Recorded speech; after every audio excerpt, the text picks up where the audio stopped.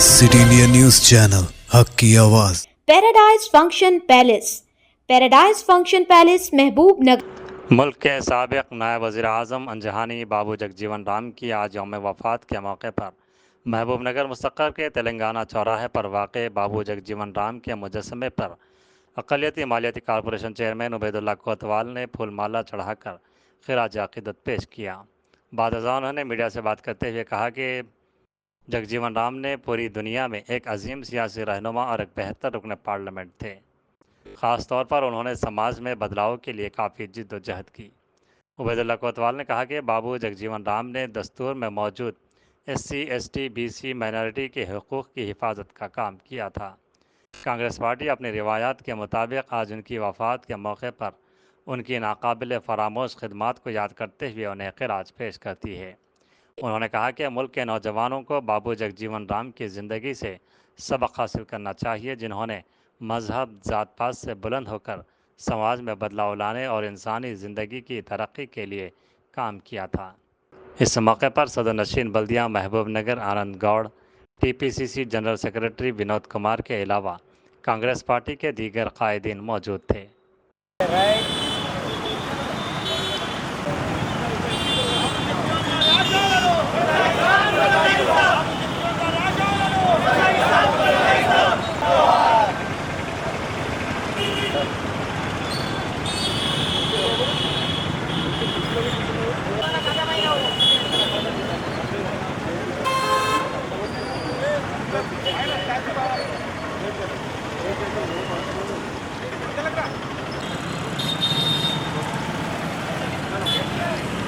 యావత్ ప్రపంచంలోనే ఓ మంచి రాజకీయ నాయకునిగా, సంఘ సంస్కర్తగా, ఉత్తమ పార్లమెంటరియన్గా, ప్రధానంగా ఈ సమాజ మార్పు కొరకు ఎన్నడేళ్ళు కృషి చేసిన మా మహానాయకుడు, కాంగ్రెస్ పార్టీ మాజీ అధ్యక్షులు, దేశ మాజీ ఉప ప్రధానమంత్రి, ఏళ్ల తరబడి రుగ్మతలకు వ్యతిరేకంగా గలమెప్పి అధికారం ఉన్నా ప్రతిపక్షంలో ఉన్నా మాట్లాడిన ఏకైక వ్యక్తి అని చెప్పక తప్పదు. ప్రధానంగా ఈ దేశంలో సామాజిక సంస్కరణలు, సమాజంలో మార్పు రావాలంటే ప్రతి ఒక్కరికి కావాల్సిన హక్కులు, రాజ్యాంగంలో పొందపడిన హక్కులు అన్నీ కూడా అందరికీ అందాలే. దానికి అట్టడుగున్న స్థాయిలో ఉన్న బడుగు బలహీన వర్గాలు, ముఖ్యంగా SC, ST, BC మైనార్టీకి సంబంధించిన హక్కులను కాపాడిన నాయకుడిగా ఈరోజు పేరుంది.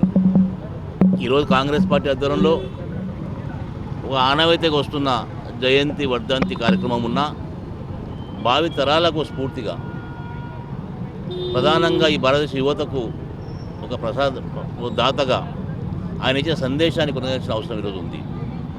ఈరోజు చాలామంది నాయకులు ఈ దేశాన్ని ఏలినరు, కానీ ఒక కమిట్మెంట్తో కేవలము ఈ సమాజంలో ఒక మనిషిని ఇంకో మనిషిని గౌరవించే విధానాన్ని చట్టాలు రూపొందించి ఆ చట్టాల అమలు కొరకు ఆయన చేసిన కృషి ఏలింది. దాంతోపాటు కాంగ్రెస్ పార్టీలో వర్కింగ్ మెంబర్గా ఉండి కాంగ్రెస్ పార్టీలో కూడా ఆ తోవలో ఆ బాట చేసిన కృషి మన ఏలింది. నేను ముఖ్యంగా ఈరోజున్న సమాజంలో, ఈరోజున్న పరిస్థితులు, ఈరోజు రాజకీయ పార్టీలు కేవలం మతానికి, వర్గానికి, కులానికి, ప్రాంతానికి పరిమితం పనిచేసిన తరుణంలో ఈరోజు మరోసారి మనం జగజీవన్ రామ్ గారిని స్ఫూర్తి తీసుకునే అవసరం ఉంది.